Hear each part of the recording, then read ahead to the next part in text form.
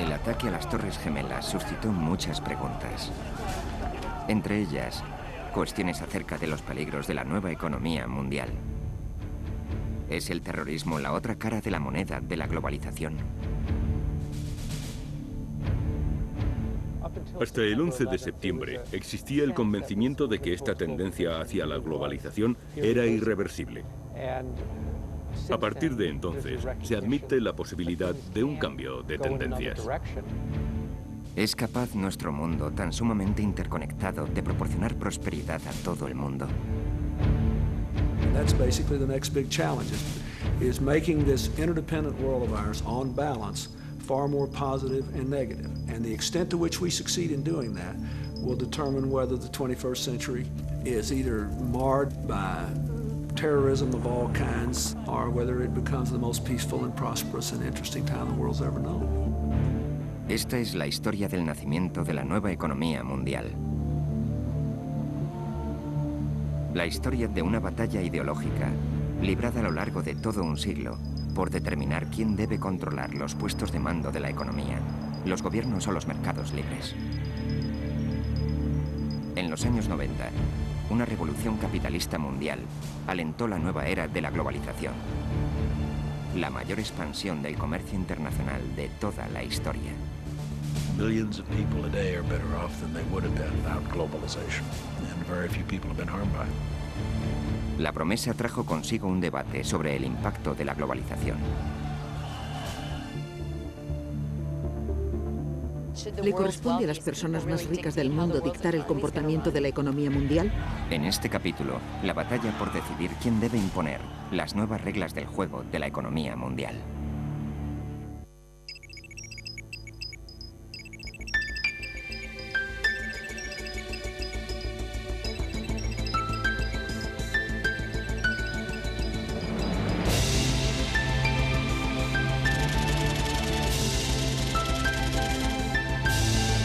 La batalla por la economía mundial.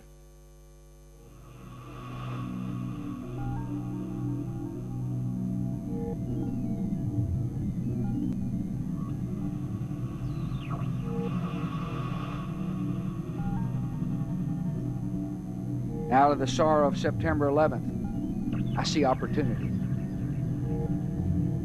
A chance for nations to strengthen and rethink and reinvigorate their relationships. When nations open their markets to the world, they find in America a trading partner, an investor, and a friend.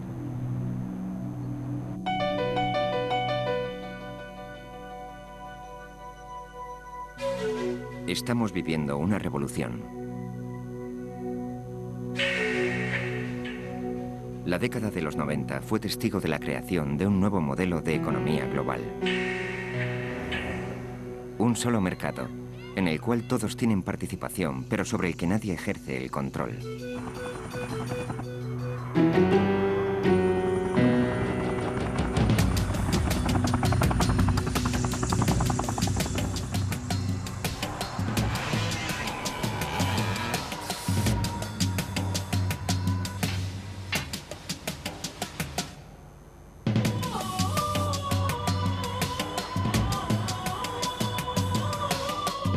La globalización ha comportado una prosperidad inusitada, pero también crisis y riesgos, cuyo alcance por el momento solo empezamos a comprender.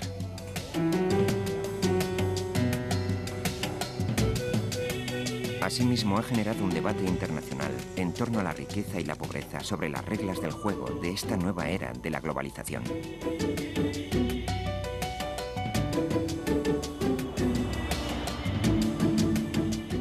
Posiblemente, los historiadores dirán que empezó una nueva era a comienzos de los años 90, coincidiendo con el final de la Guerra Fría y la crisis del Golfo. Se trata de esta nueva era de globalización, de un mundo unido por el flujo de las inversiones, del comercio, de las ideas, de la cultura, de la gente que viaja continuamente. Y llegó muy deprisa. Como suele suceder, los cambios fueron más rápidos que la capacidad para marchar a su paso y asimilarlos. Para comprender nuestra actual situación y a dónde nos conducirá, Deberemos entender el pasado reciente.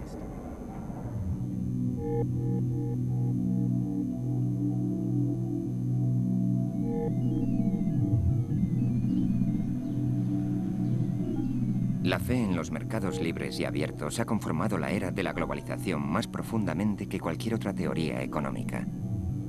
El mercantilismo ha constituido un principio fundamental del capitalismo durante más de 200 años. No obstante, en los años 90, el mercado global originó una situación que ni los gobiernos ni los políticos podían soslayar. Nuestra historia comienza en 1992. La economía mundial evolucionaba rápidamente. Sin embargo, Estados Unidos parecía ir a la deriva. Una recesión había abocado al paro a 10 millones de trabajadores. Las industrias combatían la intensa competencia extranjera. Europa se había unificado comercialmente. Japón era aparentemente invencible. Las empresas japonesas compraban auténticos símbolos para los estadounidenses, como el Rockefeller Center y los estudios de la Universal.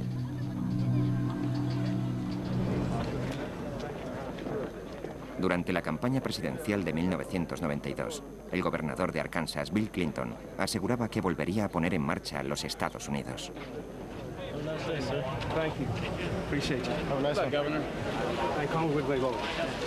Obtuvo el crucial apoyo de los sindicatos norteamericanos a cambio de la promesa de protegerlos de la competencia internacional.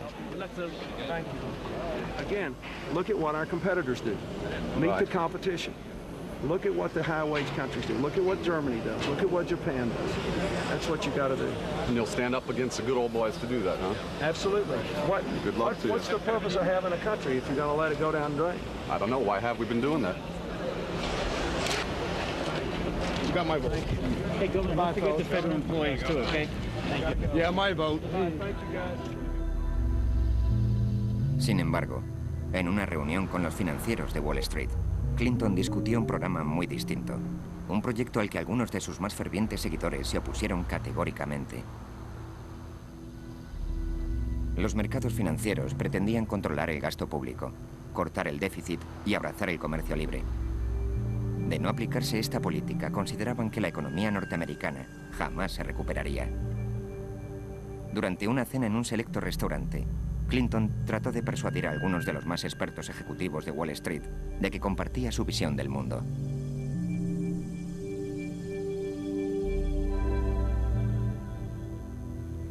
En aquella cena en la que participamos una docena de invitados, expuse mi opinión de que el factor clave para la economía de nuestro país era la restauración de la disciplina fiscal, tras un largo periodo en que esta disciplina se había erosionado.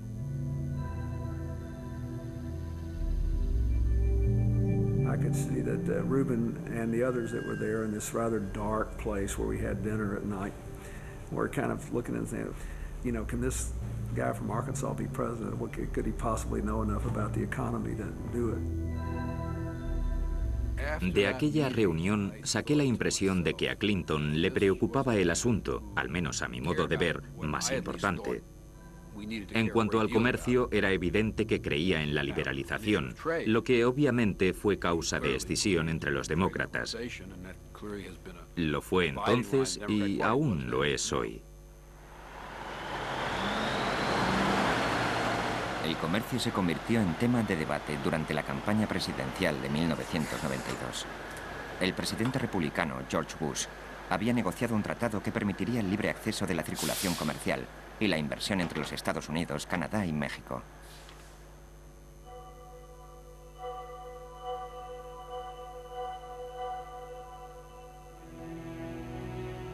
Según sus partidarios, el comercio significa la expresión de un concepto.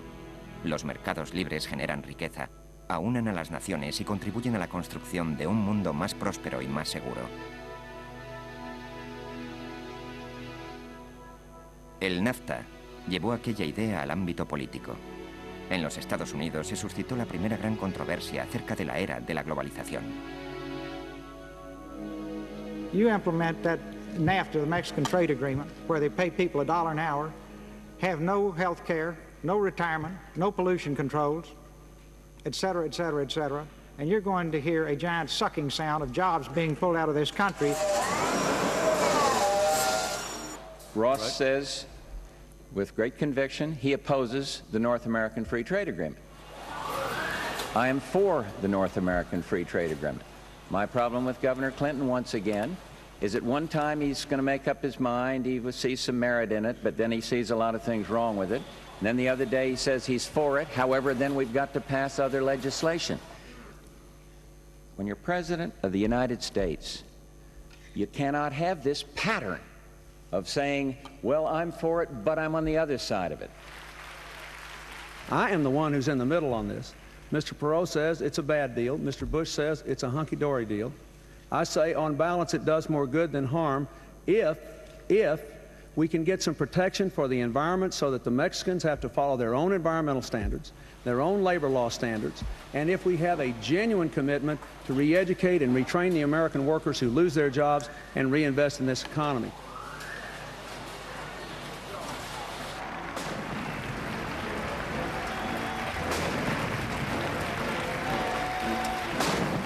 Una vez en la Casa Blanca, la política económica de Bill Clinton se encaminó directamente a la restauración de la confianza de los mercados financieros. El primer periodo de su presidencia estuvo consagrado a la batalla por la reducción del déficit. En cuanto al comercio, el presidente cambió su postura y anunció que apoyaría sin reservas el NAFTA en todos sus términos. El presidente Clinton pronunció un discurso en la sala este de la Casa Blanca. En el expuso el modo en que deseaba tratar el asunto del NAFTA con el pueblo estadounidense. Fue una alocución muy significativa. Habló del NAFTA desde una perspectiva mucho más amplia. Abordó el tema del NAFTA inserto en el contexto de los rápidos cambios que tenían lugar en la economía global. Cambios estos derivados no solo del comercio, sino también del desarrollo tecnológico y de la expansión de la economía de mercado. Is a debate about whether we will embrace these changes and create the jobs of tomorrow, or try to resist these changes, hoping we can preserve the economic structures of yesterday. Nothing we do in this great capital can change the fact that people can move money around in the blink of an eye. I tell you, my fellow Americans, that if we learn anything from the collapse of the Berlin Wall and the fall of the governments in Eastern Europe, even a totally controlled society cannot resist the winds of change that economics and technology and information flow have imposed in this world of ours. Para algunos de sus seguidores, el cambio de opinión de Clinton sobre el NAFTA no era ni más ni menos que una claudicación. El movimiento sindicalista de los Estados Unidos se opuso al NAFTA tal y como se planteaba, puesto que lo consideraba un acuerdo sobre el comercio y las inversiones en el que predominaban las corporaciones, un pacto al servicio de los intereses de las multinacionales a fin de incrementar su flexibilidad, su movilidad y su influencia. Además, el NAFTA no protegía los derechos de los trabajadores a sindicarse y alcanzar convenios colectivos con el fin de hacerse oír en la escena política, de modo que los obreros pudiesen constituir una fuerza compensatoria al poder de las multinacionales. Creo que en el asunto del NAFTA, Clinton vendió a los trabajadores que lo apoyaron y mucha gente no lo ha perdonado por ello. Our adversaries tried to make it look like the whole American establishment's on one side and the little guys are on the other. And they could, stir that fear factor. And it was a tough sell. It was a tough sell. Para mí fue uno de los gestos más valientes de su presidencia. Colaboramos mucho con él. Los republicanos de la Cámara votaron la moción en mucho mayor porcentaje que los demócratas. El 60% de los congresistas demócratas votaron en contra del NAFTA. Solo fue posible aprobarlo con el apoyo republicano. Tras el refrendo del NAFTA, miles de empresas extranjeras abrieron fábricas en el norte de México, desde las que importaban sus productos al mercado estadounidense, distante tan solo unos kilómetros. El 40% de la población mexicana vive en la indigencia. La suscripción del NAFTA y la adopción del libre comercio por parte de México se inscribían en una transformación más amplia de la mentalidad de los países en vías de desarrollo. Sus gobiernos cada vez estaban más convencidos de que el mercado libre era la clave del crecimiento económico. I worked 15 years for Coca-Cola. I started as a route salesman. I started right from the bottom, and I learned that discipline, that hard working, that talent is the way to succeed. I always seen globalization as an opportunity. Just the trade agreement with the United States has moved our total trading, which was 6 years ago, $40 billion US. Today is $280 billion US in just 6 years. Nobody loses. Everybody can win. Es obvio que el comercio ha crecido, que la inversión se ha incrementado, y si el único patrón que usamos para determinar si el NAFTA ha resultado un éxito o no es el volumen comercial, entonces el NAFTA ha sido un gran triunfo. Sin embargo, el trabajador común, el ciudadano corriente, no sabe de volúmenes comerciales. Las compañías se han comportado de un modo más agresivo con el traslado de la producción a México, se han bajado los salarios y se han opuesto a los sindicatos. En muchos aspectos en Norteamérica, el NAFTA ha inclinado la balanza del poder negociador en favor de las multinacionales. Según el gobierno de los Estados Unidos, desde la entrada en vigor del NAFTA, unos 400.000 puestos de trabajo se han visto adversamente afectados en Estados Unidos por el comercio con Canadá y México. Las exportaciones a estos países han creado 900.000 nuevos empleos. Y a lo largo de la década de los 90, el comercio internacional casi se dobló.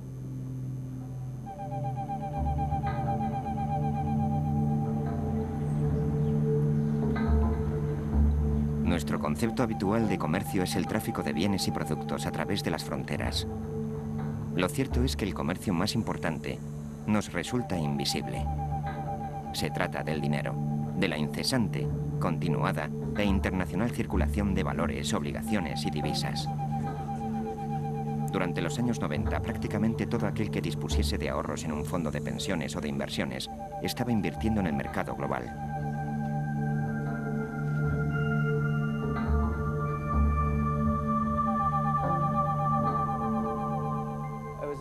Asistí a una de esas cenas que llaman de pensadores en la Casa Blanca antes de un debate sobre el Estado de la Unión.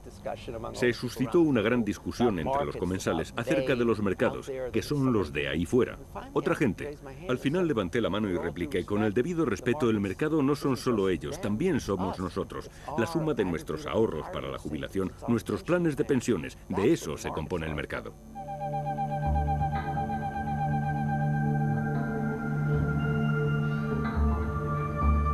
El estado de California gestiona uno de los más nutridos planes de pensiones de los Estados Unidos.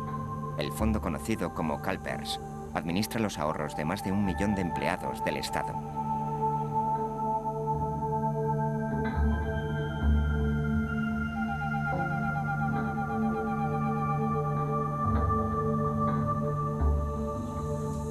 Durante varias décadas, CalPERS había invertido solamente en los Estados Unidos. No obstante, en la era de la globalización, eso cambió. Se destinó la cuarta parte de sus fondos a la inversión exterior. Los fondos de pensiones se convirtieron en el caballo de batalla de la economía global, ya que en ellos estaba el dinero. Puesto que, como decimos, el mundo es cada vez más pequeño y la economía global crece, creo que el auténtico motor del cambio en el mundo actual son los inversores en fondos de capital.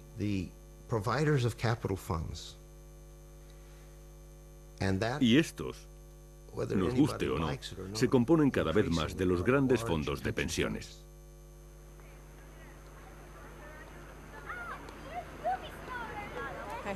Tengo algunos fondos de inversión en el extranjero y parece ser que actualmente van muy bien. Creo que CalPERS tiene la responsabilidad fiduciaria de buscar los mercados más rentables para invertir y así cumplir con su obligación de proporcionar beneficios a sus accionistas. No podemos invertirlo todo en los Estados Unidos. Aunque inviertas en los Estados Unidos, el dinero no se queda aquí, puesto que muchas compañías son internacionales. Todo está globalizado, interconectado. Al finalizar la Guerra Fría, muchos países abrieron sus mercados a la inversión extranjera por vez primera. Organismos de gestión de fondos como CalPERS descubrieron nuevas posibilidades. Contrataron gerentes de cartera para dar una batida en los países tercermundistas ahora rebautizados como mercados emergentes. Okay, very good. Yeah. Let me talk to Dennis, huh? Yeah, but they got an election coming up.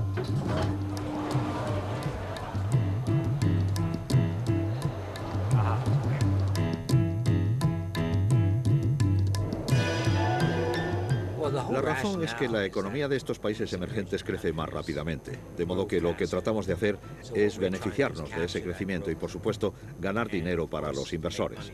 Desde luego, el riesgo es muy alto, puesto que quien algo quiere, algo le cuesta. Así que existe un equilibrio y, por supuesto, nuestro trabajo consiste en minimizar los riesgos y maximizar los rendimientos. No siempre resulta así, pero ese es nuestro objetivo.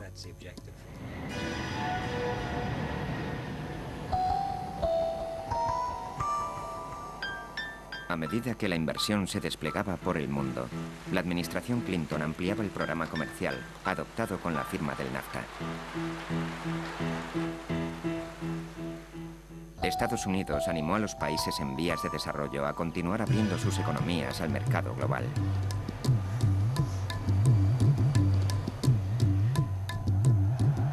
I favored a very aggressive policy. I thought that the emerging countries, both emerging economically and those that were new democracies, had a better chance to do well economically and politically if the wealthier countries opened our borders and made trade agreements with them, and if in turn they opened their borders not only to trade but to investment. I thought that economic policy and traditional foreign policy would tend to merge.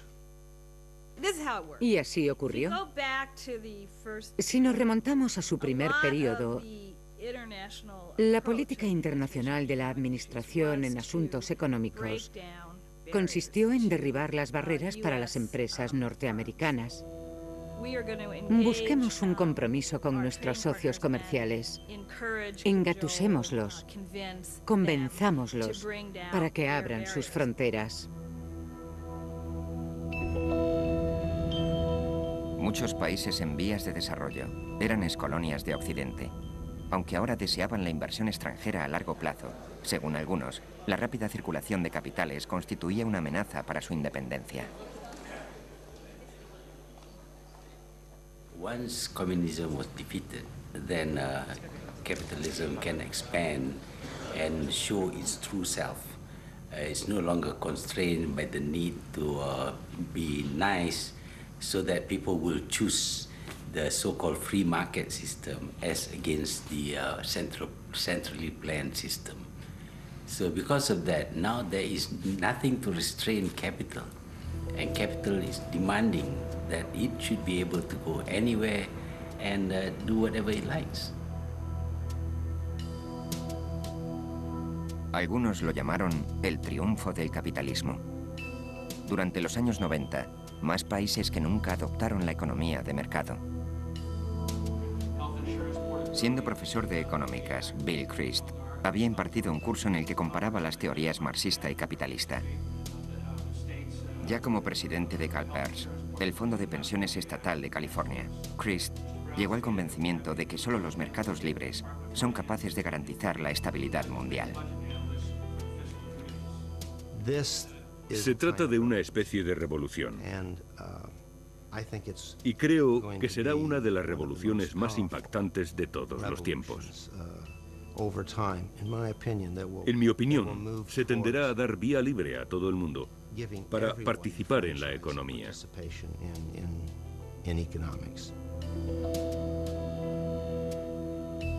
Si no tendemos la mano a estos mercados emergentes, si no los evangelizamos, por así decir, ni los alentamos en su reforma, ni invertimos parte de nuestros fondos de capital en ellos, aprovechando estas oportunidades, si no hacemos esto, me temo que se cumplirán las predicciones que hace tiempo formularan Karl Marx, el señor Engels y otros, y se producirá un enfrentamiento entre ricos y pobres, lo que puede dar al traste con todo el sistema.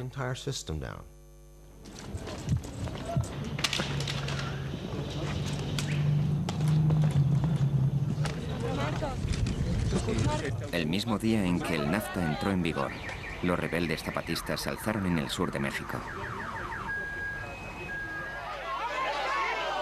Poco después, el candidato presidencial favorito fue asesinado. Por temor a la inestabilidad, la inversión extranjera empezó a retirarse. La economía mundial estaba a punto de enfrentarse a un nuevo tipo de recesión.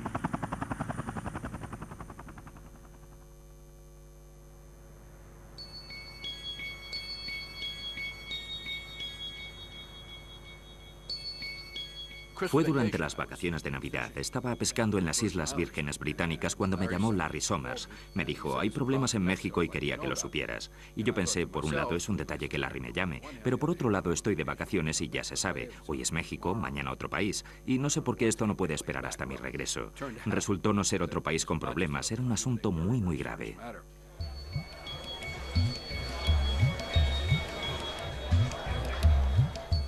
Estaba en un restaurante y me dijeron que me llamaba el ministro de Hacienda. Me puse al teléfono y me dijo, Greenspan y yo tenemos un problema y creemos que si no actuamos contundentemente, el peso mexicano implosionará. Y si eso sucede, el gobierno mexicano se tornará inestable. Y pensamos que podrían llegar a los Estados Unidos entre 5 y 9 millones de inmigrantes en busca de trabajo. Lo comprendió enseguida y recuerdo que me dijo, esta es la primera crisis financiera del siglo XXI. Le dije, esta es la primera vez que se produce una auténtica crisis financiera a escala mundial, lo que acabará convirtiéndose en algo muy normal. De modo que instintivamente le dije, te apoyaré.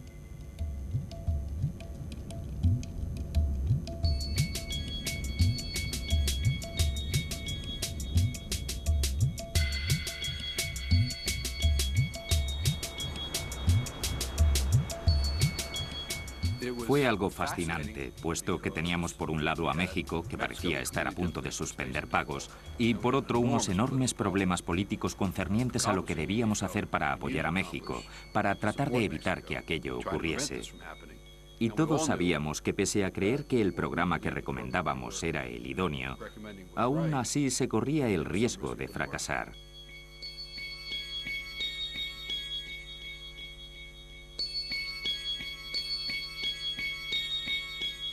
Vas a ver al presidente y le dices que hay una gran crisis en ciernes y que le puedes recomendar una medida para solucionarla. No podemos garantizar su éxito. Resulta muy arriesgada y sabemos que será enormemente impopular. Sin embargo, pensamos que debería tomarla de todos modos. Somewhere between 5 and 10 minutes, I'll listen to all this. I said, well, this is a no-brainer. We got to do this. If we don't do this, Mexico will certainly fail. Then the borders will be flooded with illegal immigrants who are starving and need food and a job. We'll have an enemy on our southern border, people that will remember when they were down and they were in need, we were not a good neighbor, and we will pay hugely for that. All over the developing world, people who look at us and think that we are smug and rich and unresponsive and don't care about anybody else will have all that confirmed. If we help, at least people will know we tried in a good cause, and it will resonate throughout the developing world. La operación de rescate surtió efecto. México pronto reintegró el préstamo. A decir de algunos, la intervención sentó un peligroso precedente. Se había protegido a unos grandes inversionistas de los riesgos que habían asumido voluntariamente. Recuérdese que la gente a la que sacamos de apuros eran extranjeros que habían invertido en obligaciones mexicanas. De modo que, en cierto sentido, estábamos auxiliando a nuestros propios ciudadanos.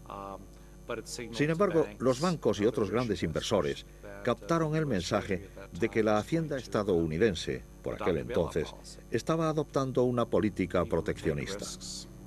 Quienes se arriesgan deberían asumir esas contingencias. De igual modo que obtienen beneficios, deberían arrostrar las pérdidas. Para cuando la recesión mexicana se resolvió, la tecnología ya había transformado los mercados financieros. El dinero podía literalmente cruzar fronteras en cuestión de segundos.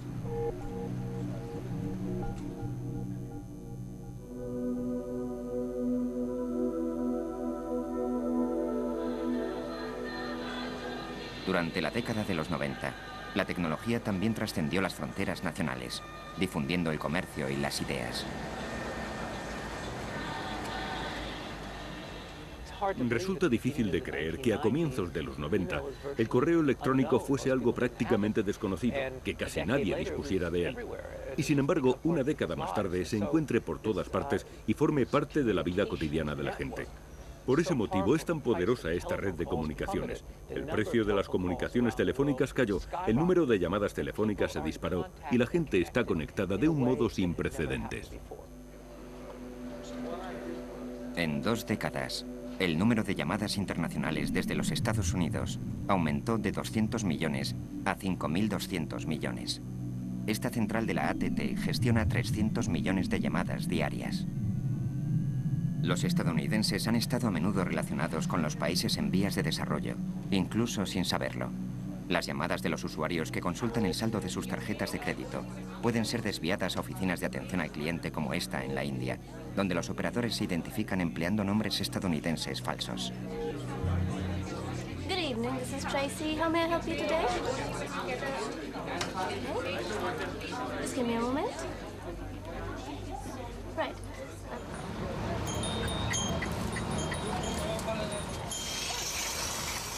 En las remotas aldeas de la India, los granjeros llevan sus cosechas al mercado, tal y como han hecho durante generaciones. Pero una conexión a Internet les asegura que cobren por sus productos el precio internacional, una tarifa fijada en la Bolsa Mercantil de Chicago, a casi 13.000 kilómetros de distancia.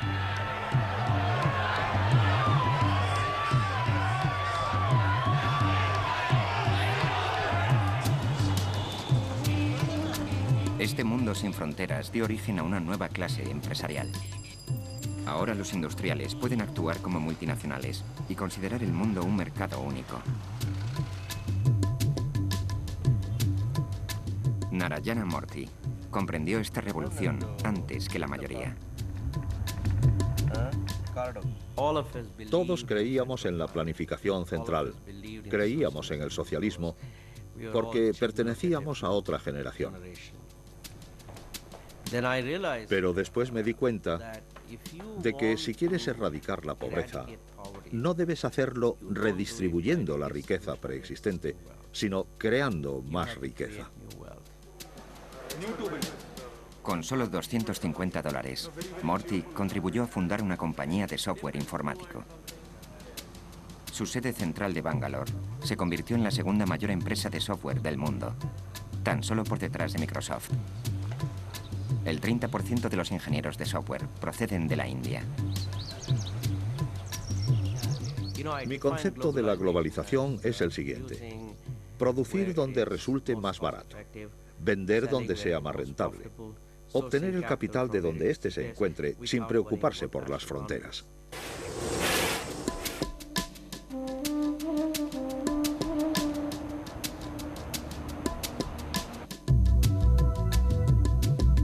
También las personas empezaron a cobrar mayor movilidad. Estados Unidos suavizó sus leyes de inmigración, lo que atrajo una gran afluencia de trabajadores cualificados procedentes de los países en vías de desarrollo. En Silicon Valley es donde ocurren las cosas. Por eso viene tanta gente. Este es el lugar donde están las ocasiones. Podemos demostrar nuestra valía. Tenemos la oportunidad de mostrar nuestras habilidades.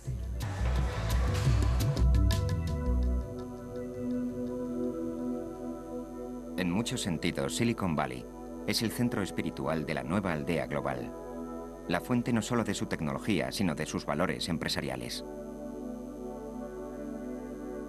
La familia Draper lleva invirtiendo en empresas desde los años 50, cuando aportaron capital de riesgo a Silicon Valley.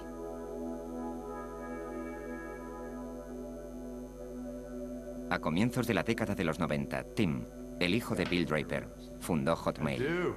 Su inmediato éxito a escala mundial lo convenció de que el mundo estaba experimentando un cambio radical. Sabíamos que Internet iba a modificar el funcionamiento del mundo. Podías comerciar, podías comunicarte, podías hacer todas estas cosas en la red. Los gobiernos de la India, África, Pakistán, China estaban aislados, no participaban en la economía internacional. Ahora ya podían hacerlo. Sí, puesto que ya podían comunicarse con el resto del mundo a través de Internet. Era una gran ocasión. Nos dimos cuenta y nos embarcamos en ello. Creo que las empresas pueden surgir en cualquier sitio. Lo único que hace falta es alguien con una idea para hacer algo mejor. Casi la cuarta parte de la población mundial estaba accediendo al mercado internacional por vez primera.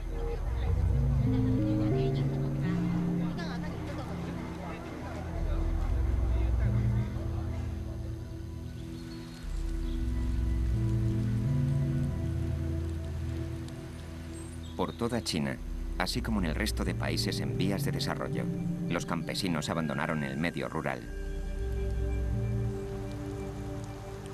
Emigraron a las ciudades industriales en busca de empleo en las nuevas fábricas abiertas al servicio del mercado mundial.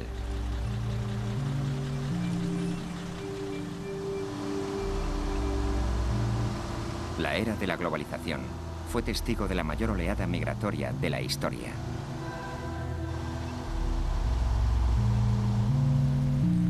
Se prevé que el 80% del futuro crecimiento económico mundial se dará en las ciudades y no en el campo.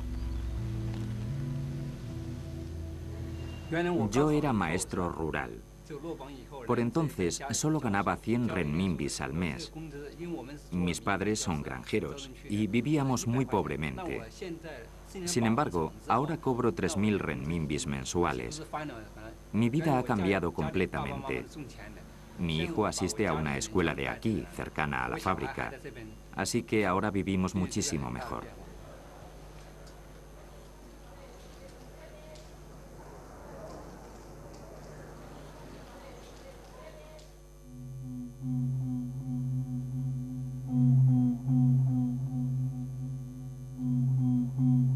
Los dirigentes chinos confiaban en poder imitar a los tigres económicos del sudeste asiático, naciones antaño empobrecidas y ahora transformadas por el mercado y la inversión. Cuando llegaron los británicos en 1819, solo encontraron una aldea de pescadores de unos 120 habitantes. Al derrumbarse el imperio, todo el mundo quiso iniciar su propia actividad comercial. Podríamos habernos quedado desfasados rápidamente, de modo que tuvimos que llegar a ser relevantes para el mundo. Y los países que se convierten en relevantes mejoran su posición económica. Los que se desentienden sufren. Desde los años 70, los países del sudeste asiático se habían convertido en exportadores de talla mundial. Comerciaban con todo, desde coches hasta ordenadores, por todo el mundo. Se denominó el milagro económico asiático, puesto que jamás en toda la historia universal se había visto semejante crecimiento económico. Tanta gente saliendo de la indigencia, un surgimiento tan rápido de una clase media. A mediados de los 90, muchas economías asiáticas tenían la increíble tasa de crecimiento anual del 10% o más. There was a tremendous confidence and hope that this was the Asian century and the place was being transformed, and you just had to put money there and it would grow on trees.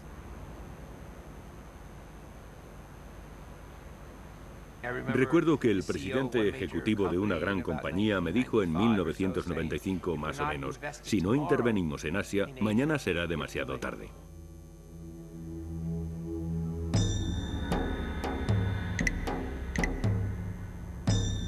Sin embargo, había una gran excepción. Japón, la segunda mayor economía del mundo, había caído en una profunda e inesperada recesión que había debilitado la confianza del pueblo japonés. Japón era lo que se conoce como una economía burbuja. Y en aquella época, a los japoneses no les preocupaba excesivamente el endeudamiento. Tras el colapso de la economía burbuja, la gente recobró la noción de la realidad y despertó de sus sueños.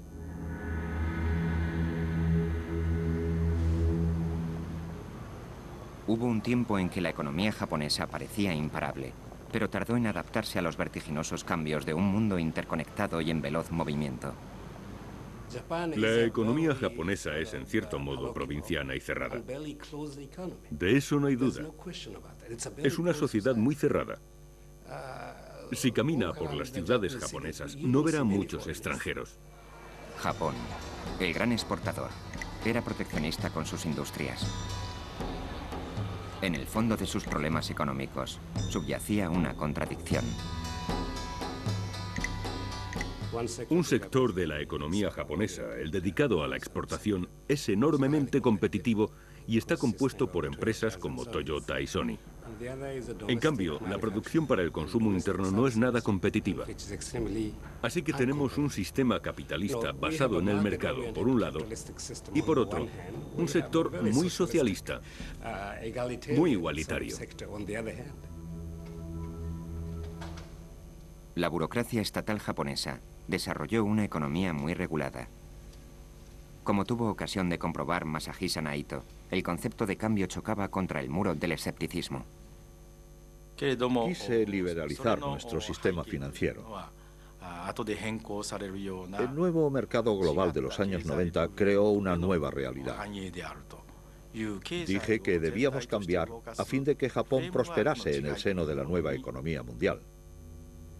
Mis colegas del gobierno me criticaron. Opinaban que, por el bien de Japón, mis ideas debían desecharse. Naito fue cesado sin previo aviso. Japón siguió aplicando sus métodos tradicionales y la recesión económica del país continuó. Por vez primera, una de las naciones del milagro económico asiático experimentaba dificultades.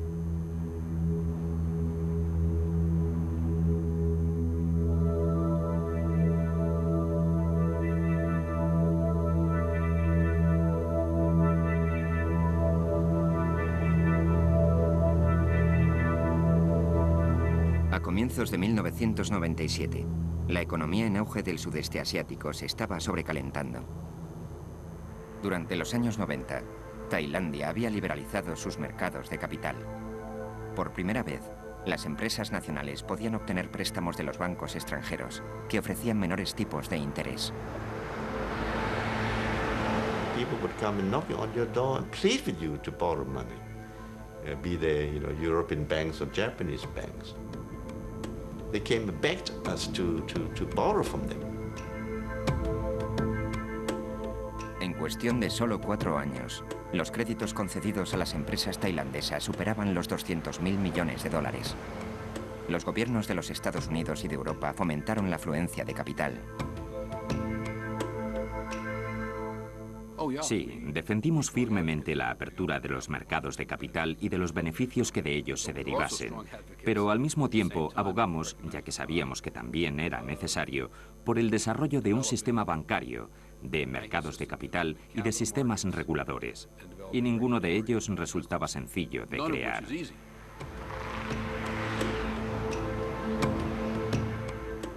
Existía un defecto subyacente en el sistema al que la gente no concedía demasiada importancia: la debilidad institucional, lo que significaba que los sistemas bancarios no estaban debidamente desarrollados y los mecanismos de seguridad eran imperfectos. No habían evolucionado de modo acorde con el crecimiento económico y la integración en la economía mundial de estas naciones.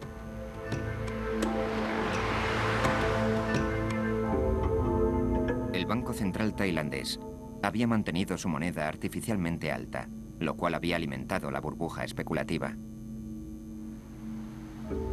El Fondo Monetario Internacional, el cual como último recurso actúa como un banco con los países con problemas financieros, empezó a inquietarse por la posible caída de la economía tailandesa. Viajé a Bangkok en mayo de 1997. Había grúas por todas partes. Parecía que el auge económico nunca iba a terminar. Sin embargo, eran unos bancos débiles los que financiaban unos edificios que jamás llegarían a ocuparse. La moneda tailandesa, el baht, estaba vinculada al dólar. A medida que la economía tailandesa se debilitaba, los mercados financieros se iban dando cuenta de que aquella política no podía sostenerse. La moneda tailandesa tenía un nivel de paridad con el dólar. Tenía un cambio fijo. La gente empezó a preguntarse, ¿de verdad tienen suficientes dólares como para poder cambiarlos por bahts, la moneda tailandesa? Y cuando comenzaron a plantearse esto, empezaron a pedir los dólares. El Banco Central seguía diciendo no, no, no, y seguía aflojando dólares para defender su moneda, de modo que su reserva de divisas menguaba. Y, por supuesto, todo aquel administrador de fondos de cobertura que viese aquello pensaba, esta gente va a tener problemas, así que voy a deshacerme de los bahts. El baht cayó a causa de la implacable presión del mercado. En julio de 1997, el gobierno tailandés se vio obligado a devaluar la moneda. La burbuja había estallado y estaba a punto de estallar también la crisis financiera asiática. El impacto económico reverberó recorriendo todos los niveles de la sociedad tailandesa. Cuando la economía empezó a ir mal, el sueldo de mi marido se vio reducido en un 30%. Tuve la suerte de conservar mi trabajo, pero no me concedieron un aumento. Mi marido tuvo que buscarse un pluriempleo para alimentar a nuestra familia. Por las mañanas conduce una mototaxi. El coste de la vida subía. Todo se encarecía. El agua, la electricidad, incluso el jabón. Sin embargo, los salarios se congelaron o incluso bajaron.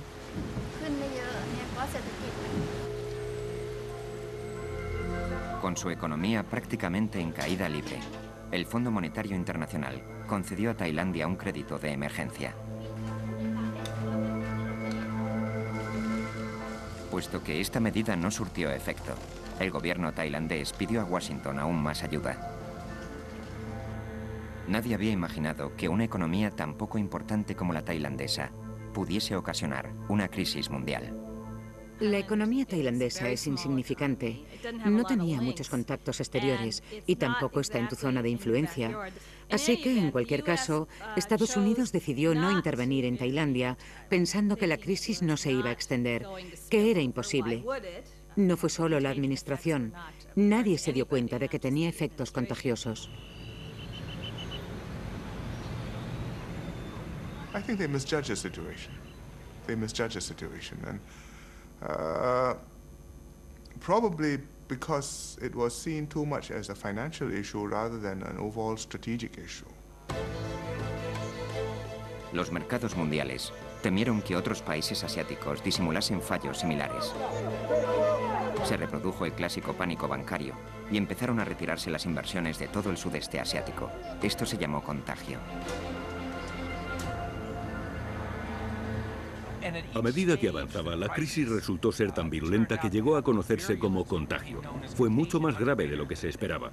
Y esto era un auténtico síntoma de la globalización, de la forma en que estas economías habían llegado a imbricarse y del concepto que tenían los inversores de estos mercados emergentes.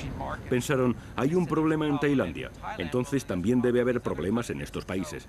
De modo que cada fase de la crisis iba creando una onda expansiva que conducía a la siguiente.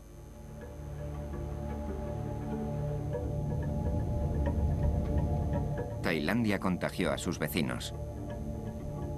La economía de Malasia parecía estable hasta el momento.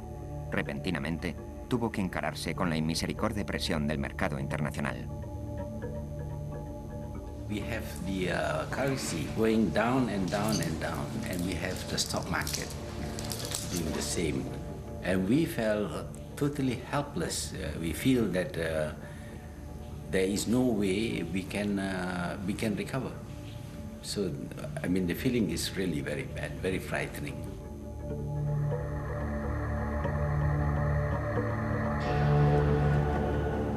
A continuación se contagió Indonesia, el país más populoso del sudeste asiático. El gobierno cayó y sus ciudades se hundieron en el caos.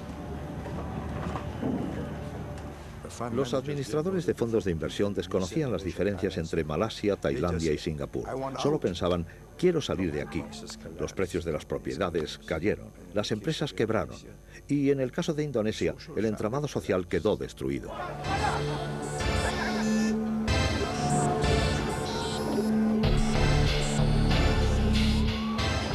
se han quemado iglesias, se han atacado mezquitas y la gente se ha matado mutuamente. Y todo esto son las secuelas de una crisis económica. Se trataba de un nuevo tipo de crisis financiera, distinto de todos los conocidos por el Fondo Monetario Internacional. El FMI procuró enormes créditos a Indonesia y a otras naciones asiáticas, a condición de que recortaran el gasto público, subiesen los tipos de interés y erradicasen la corrupción. Eres médico y vas a tratar a un paciente muy enfermo, pero la opinión pública culpa al médico por la enfermedad del paciente. Y, sin embargo, este estaba enfermo antes de que llegara el médico.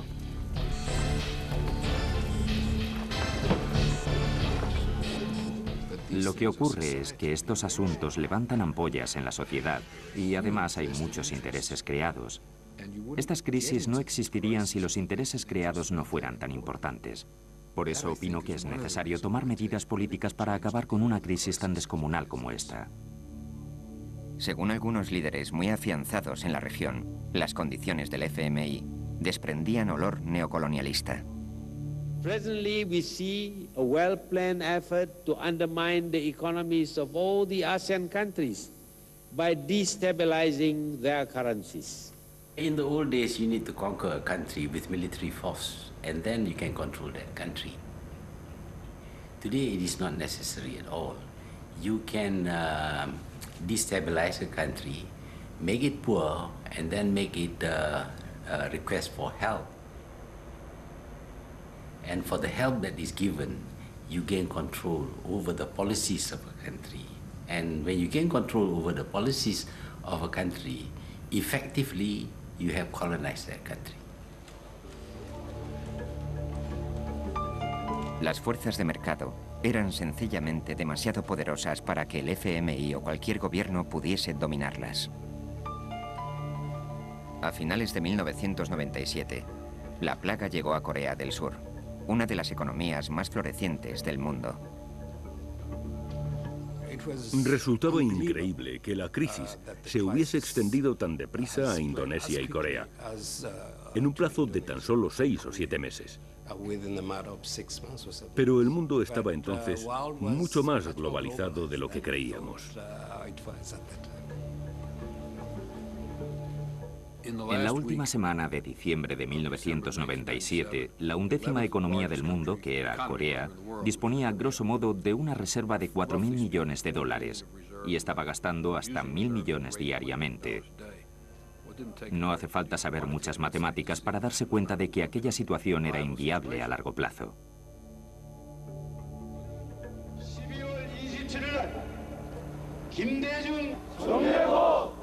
Corea había estado engañando al mundo al afirmar que tenía suficientes reservas para encararse a la crisis. Stanley Fischer, del FMI, viajó a Seúl para inspeccionar las cuentas del Banco Central. Visité Corea un par de días antes de que recurriesen al FMI solicitando ayuda. Cundía el pánico cuando fui al Banco Central para que me mostrasen cuánto dinero tenían en reserva. Prácticamente no quedaba nada. Corea estaba a punto de suspender el pago de sus créditos a los bancos japoneses y occidentales.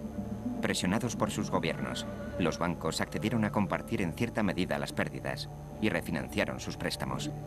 A resultas de ello, Corea recibió el rescate más cuantioso de la historia.